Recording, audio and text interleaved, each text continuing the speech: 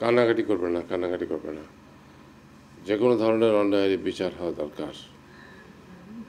ঠিক আছে, আমি ওই ইব্রাহিম দারোয়াকে বলে দেবো। তোমার মেয়ে এখন কেমন আছে? যে সেই থেকে শুধু কান্দে, সারাদিন কান্দে। অনেক বড় বিপদ থেকে উদ্ধার হয়েছে তো।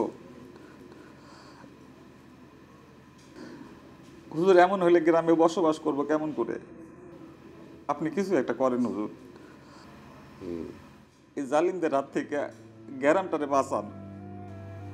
আব্বা, থানায় আপনাকে বলতে হবে, ওদের কথা তো শুনবে না। ঠিক আছে, তুমি যাও, দেখি আমি কি করতে পারি। আমি থানায় বলে দেবো।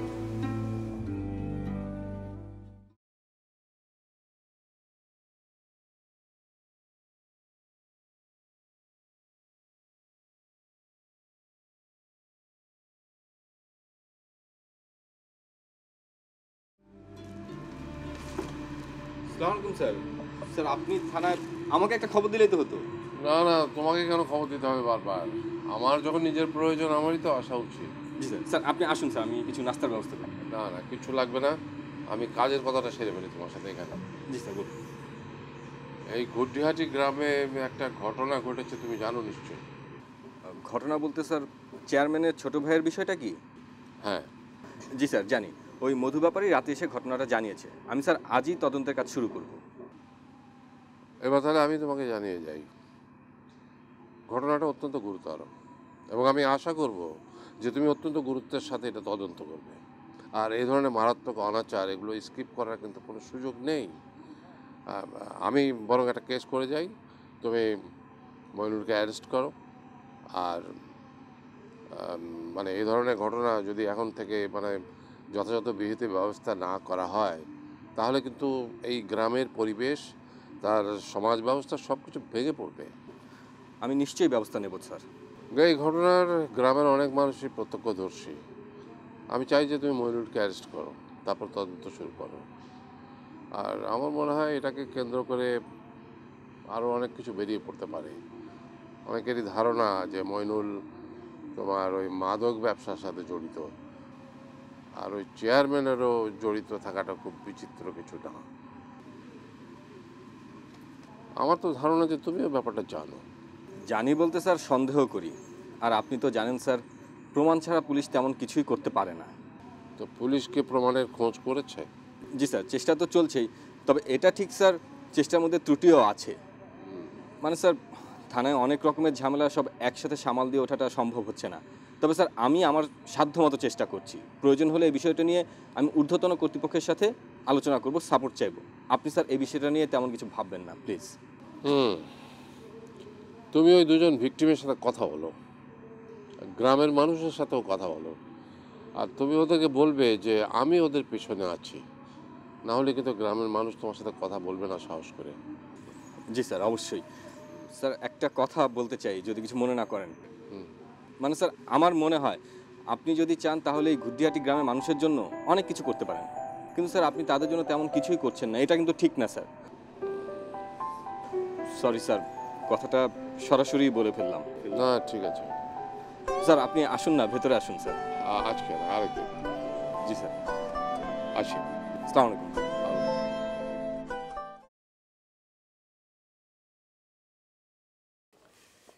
এই শোন, অনেকদিন যাবৎ টক শো করি না, আজকে একটু টক শো করি। ও আচ্ছা, তো টপিক কি? টপিক হইল নির্বাচন, মানে সামনে তো ইলেকশন। এই ইলেকশনের ব্যাপারে আমাদের মধ্যে কিছু জরুরি আলাপ আলোচনা হওয়া দরকার। এই মধু ব্যাপারী মনসুর চেয়ারম্যানের প্রতিপক্ষ হিসেবে কাজ করবে, প্রতিপক্ষ হিসেবে লড়বে, আমার কাছে এটাই মনে হইতেছে। শোন, এই রাজনৈতিক টপিক নিয়ে আমি আলোচনা করতে রাজি না, ঠিক আছে? এই যে এই কারণে আমাদের দেশের রাজনীতির এই অবস্থা।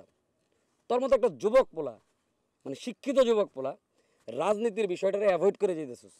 আমাদের প্রতিটা মানুষকে রাজনীতি বিষয়ে সচেতন হতে হবে। আর্থসামাজিক প্রেক্ষাপটে রাজনীতি কতটুকু গুরুত্বপূর্ণ সেই বিষয়টা খুব মানে ভালো মতো বুঝতে হবে। রতন, রাজনীতি ছাড়া তুই অন্য কোনো টপিক বল। তার মানে তুই রাজনীতি টপিক নিয়ে কোনো কথা বলবি না? না, বলবো না। আর্থসামাজিক প্রেক্ষাপটে ব্যবসা বাণিজ্য অনেক গুরুত্বপূর্ণ। আমরা ব্যবসায়িক টপিক নিয়ে আলোচনা করতে পারি। আর ব্যবসা বাণিজ্য একটা রাষ্ট্রের অর্থনৈতিক অবকাঠামো উন্নয়ন করে। আর রাজনীতির মাধ্যমে ব্যবসা বাণিজ্যের নীতি নির্ধারণ করতে হয়, আইন প্রণয়ন করতে হয়। কাজেই ব্যবসা বাণিজ্যের আগে তোকে চিন্তা করতে হবে রাজনীতি নিয়ে।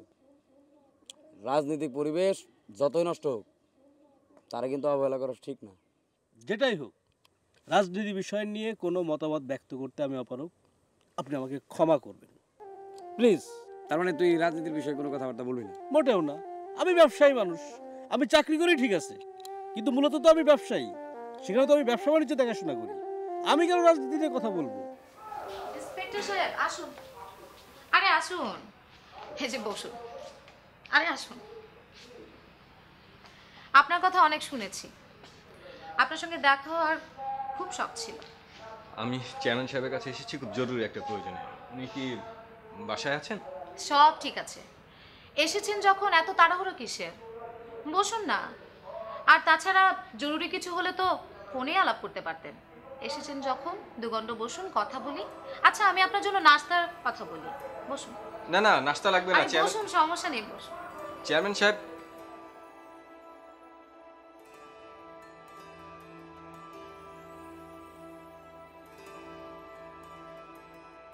ক্যারেক্টারটা সাসপিশিয়াস।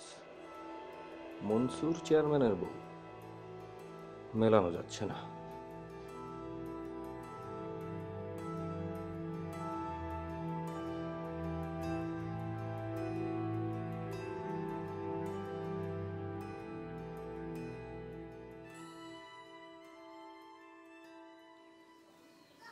আমি কি জন্য আসছি সেটা নিশ্চয়ই তুমি বুঝতে পারছো অল মিয়া। তারপরেও বলি, আমি আমার বাইরে মানুষ করতে পারি নাই। ও যেটা করছে অপরাধ করছে, এই অপরাধের শাস্তিও পাবে। আমি নিজের হাতে ওরা শাস্তি দেব। অবশ্য মানে তুমি যদি এখন ব্যাপারটা ভুলে যাও, তাহলে গ্রামের মানুষ আর ব্যাপারটা নিয়ে মাতামাতি করবে না। চেয়ারম্যান সাহেব সম্মানী মানুষ, এই চেয়ারম্যান সাহেবের সম্মানটা রাখাও তো তোমার দায়িত্ব, তাই না আওয়াল কাকা? তবে আওয়াল মিয়া, আমি আমি আমার ভাইয়ের অপরাধ নিজের মাথায় পেতে নিলাম। আপনি আমারে কি করতে বলেন? মানে তোমার কাছে তো থানা থেকে লোক আসবেই, তাই না? তুমি যদি তাদের খালি বলো যে তুমি ব্যাপারটা ভুলা যাইতে চাও, তুমি চাও না এটা নিয়ে অন্যরা কেউ মাতামাতি করুক। লতিফ রে মইনুল খুন করতে চাইছিল। আহা, করে তো নাই, তাই না? কোনো না কোনোভাবে আল্লাহ তো বাঁচাইছে। আচ্ছা, খুনটা যদি করে গেলাইতো, তাহলে কি আমি তোমার কাছে আইতাম?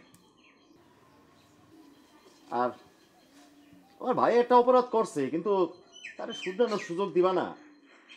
তাছাড়া লতিফেরও তো ভবিষ্যৎটা নিয়ে একটু চিন্তা করতে হইব। ওর তো বউ নাই, বাচ্চা নাই, সংসার নাই। ওর একটা চেয়ারম্যান সাহেব এই ব্যবসা বাণিজ্যের ব্যবস্থা করে দিল, কি কোন চেয়ারম্যান সাহেব? আরে শুধু লতিফ কেন, তোমার মাইয়া শিউলির বিবাহের সব দায়িত্ব আমি নিলাম। যাও। এই আওয়াল কাকা, এখানে এই যে 10,000 টাকা আছে আওয়াল কাকা, এটা রাখো। আওয়াল মিয়া, তুমি তো অন্যের জমি আদি করো, তাই না? আচ্ছা, তোমার যদি একটা নিজের ট্রাক্টর হয় কেমন হয় কত? এই রঞ্জু, হ্যাঁ, ওই ফজলুরে কইস শহর থেকে একটা ট্রাক্টর আনার ব্যবস্থা যেন করে। আচ্ছা। চেয়ারম্যান সাহেব, আপনি আমার লোভ দেখাবেন না। আমি লোভী মানুষ হইলে অনেক কিছু করতে পারতাম। আপনি বলতেছেন আপনি মইনুলরে শুধরাবেন। আপনি মইনুলরে কিছুই করতে পারবেন না। মইনুলের অত্যাচারের শেষ আছে আপনি তো মইনুলরে আশকারা দেন। আগে আপনার শুধরানো দরকার। তুমি কিন্তু চেয়ারম্যান সাহেবরে অপমান করতেছ আওয়াল মিয়া। কি জানি, সত্য বললে যদি অপমান হয়, তাহলে তো সত্যই বলা যাবে না। তুমি মিয়া নিজের ভালোটা বুঝলা না। জানি আপনি আমার অনেক ক্ষতি করতে পারবেন। কেন? রাতের অন্ধকারে ফারুকের ভিটাটা পুড়ে ছাই হয়ে গেল না? কি অপরাধ করছিল? কি অপরাধ করছিল ফারুক? আপনার মুখে মুখে তর্ক করছিল। ওই যে শফিকের পুষ্কুনের মাছ রাতারাতি ময়রা বাইচা উঠলো। এগুলো কার ইশারায় হয়েছে? আপনার ইশারায় হয়েছে। আগে আগে আপনি নিজে শুধরান। যে নিজের ভালো বুঝতে পারে না তারে বোঝানোর চেষ্টা করে লাভ নাই। ঠিক আছে, তুমি তো আমার খুব ভালোভাবে চিনছো। আচ্ছা, অপেক্ষায় থাকো, চোখ কান খোলা রাখো। কোন দিক দিয়ে বিপদ আসে বলা তো যায় না। তৈরি থাকো। রঞ্জু চল। কারণ চেয়ারম্যান সাহেব, রাতের অন্ধকারে বাড়িতে আগুন দেওয়ার কি দরকার? উনি দেন, আমরা কাউরে কিছু কম দিয়া যান আগুন। বাবজান, ওনারে আমাদের চাষের জমিতে নিয়ে যান, ফসলে আগুন দিয়ে আসুক। মানুষ পড়ে ওনারে শান্তি পাইতে দাও। মানুষ নইলে কি ওনার সম্মান থাকে?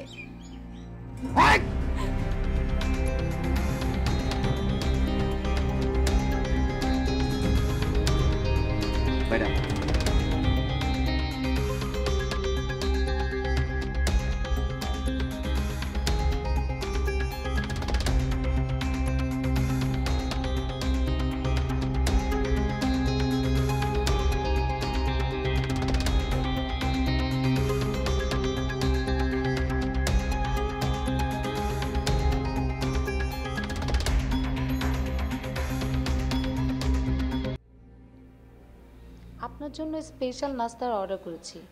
আচ্ছা, আপনি কি বিয়ে করেছেন? জি। আপনি বিয়ে করেছেন? জি না। তাহলে আপনার জন্য পাত্রী দেখব নাকি পছন্দের কেউ আছে? অবশ্য থাকারই কথা।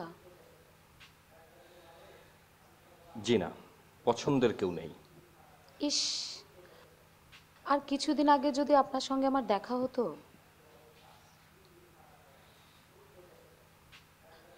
আমার ছোট বোনের বিয়ে ঠিক হয়ে গেছে, আপনি থাকলে ভালোই হতো।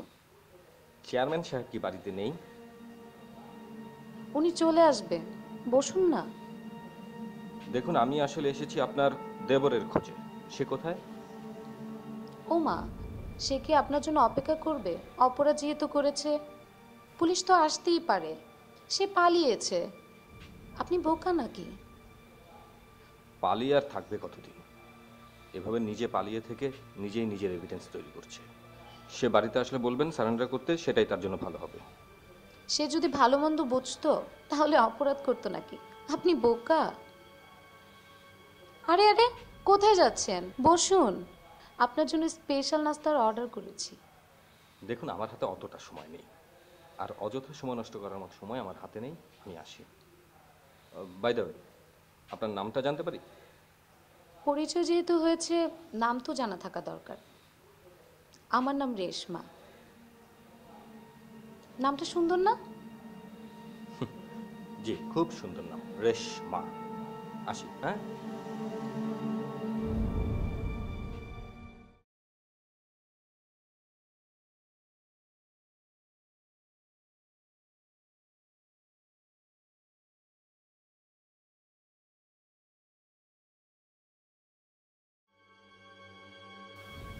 লতিফ,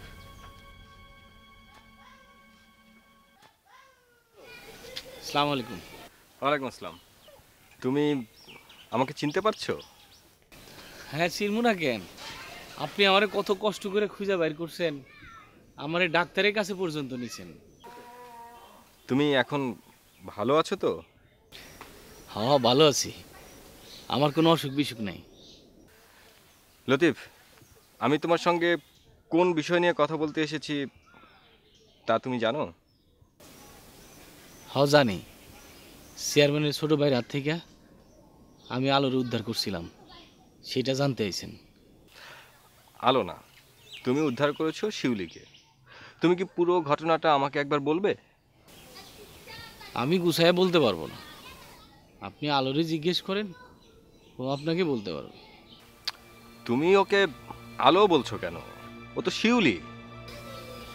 হ্যাঁ, ওকেই জিজ্ঞেস করেন।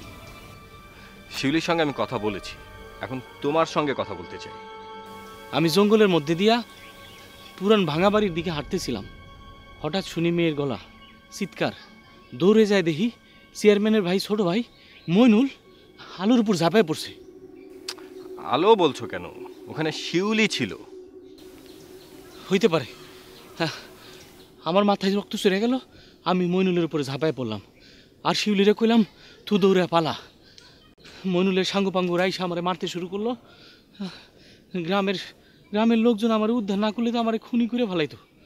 সঙ্গে সঙ্গে মইনুল পালায় গেল, আমার আর কিছু মনে নাই। আচ্ছা লতিফ, তুমি ওই ভাঙা বাড়ির দিকে কেন গিয়েছিলে? আলো যেতে বললো তাই। আলো কিভাবে বললো? আলো তো মারা গিয়েছে।